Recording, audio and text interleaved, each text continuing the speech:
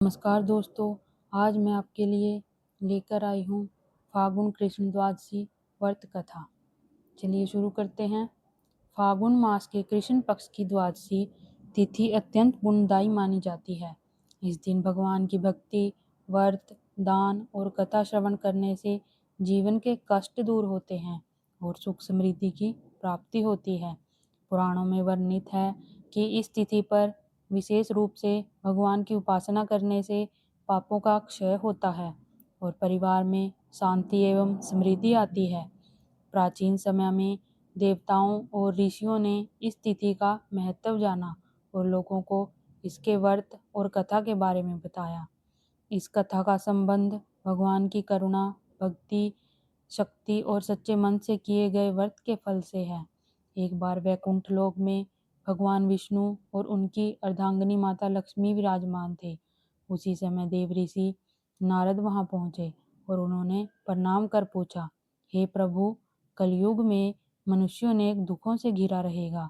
ऐसे में कौन सा व्रत या उपाय उसे सुख, शांति और मोक्ष प्रदान कर सकता है। भगवान मुस्कुराए और बोले, हे नारद, फागुन कृष्ण द्वादशी का व्रत अत्यंत पवित्र है। जो भी व्यक्ति इस दिन सच्चे मन से उपवास कर मेरी पूजा करता है, उसके जीवन के कष्ट दूर होते हैं। नारद जी ने कहा, प्रभु, कृपया इस व्रत की कथा भी बताइए ताकि लोग इसके महत्व को समझ सकें। तब भगवान ने एक प्राचीन कथा सुनाई। बहुत समय पहले एक नगर में धर्मपाल नाम का एक व्यापारी रहता था। वह ईमानदार तो था, परंतु उसका भाग्य साथ नहीं देता था। व्यापार में लगातार घाटा हो रहा, घर में गरीबी छा गई, पत्नी और बच्चों को भोजन जुटाना भी कठिन हो गया। धर्मपाल की पत्नी बहुत धार्मिक थी। वह रोज भगवान का नाम जपती और परिवार की सुख समृद्धि के लिए प्रार्थना करती।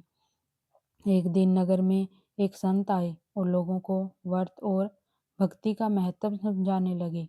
धर्मपाल की पत्नी भी वहां पहुंची। संत ने फागुन कृष्ण द्वादशी व्रत का महत्व बताया और कहा, जो भी इस दिन श्रद्धा से व्रत करता है, उसके जीवन के संकट दूर होते हैं।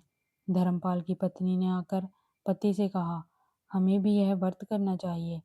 धर्मपाल पहले संदेह में था, पर पत्नी के आग्रह पर उसने व्रत करने का निर्णय लिया। द्वादशी के दिन सुबह दोनों ने स्नान किया, घर साफ किया और भगवान की पूजा की। उन्होंने दिन भर उपवास रखा, भजन किया और गरीबों को भोजन कराया। व्रत के समय धर्मपाल ने प्रार्थना की, हे प्रभु, यदि हमारे पिछले कर्मों का फल हमें दुख दे रहा है तो हमें सही मार्ग दिखाइए। उस दिन पहली बार धर्मपाल को मन की शांति महसूस हुई। कुछ ही दिनों में उसके जीवन में बदलाव आने लगा। एक पुराने व्यापारी मित्र ने उसे नया व्यापार शुरू करने का अवसर दिया। इस बार व्यापार सफल हुआ। घर में धीरे धीरे सुख लौट आया, धन आने लगा, बच्चों की पढ़ाई शुरू हुई और परिवार में खुशहाली फैल गई। धर्मपाल और उसकी पत्नी हर वर्ष इस व्रत को करने लगे और दूसरों को भी इसका महत्व बताने लगे। उसी नगर में एक धनी व्यक्ति रहता था जो अहंकारी था। उसने धर्मपाल की प्रगति देखी और मजाक उड़ाया। व्रत और पूजा से क्या होता है। कुछ समय बाद उसका व्यापार डूब गया। वह संकट में पड़ गया। तब उसने धर्मपाल से सहायता मांगी।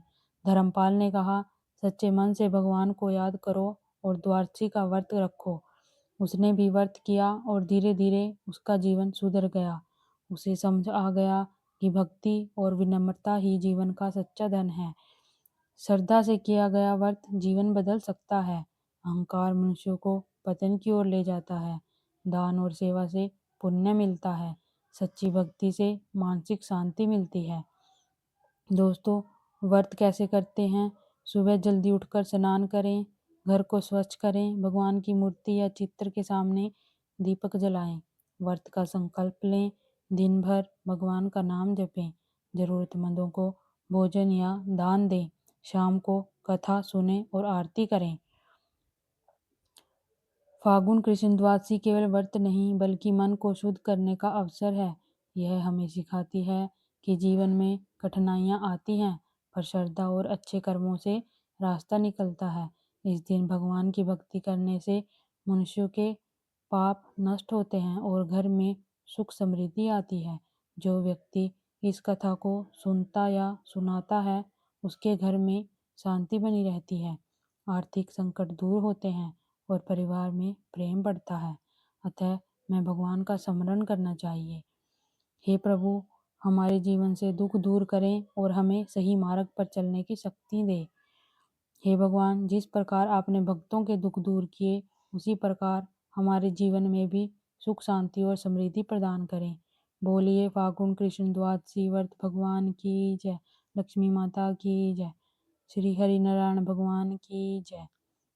दोस्तों, अगर मेरी वीडियो अच्छी लगी हो तो एक लाइक और मेरे चैनल को सब्सक्राइब करें और कमेंट बॉक्स में जय श्री हरि विष्णु लक्ष्मी माता का नाम लिखें। धन्यवाद।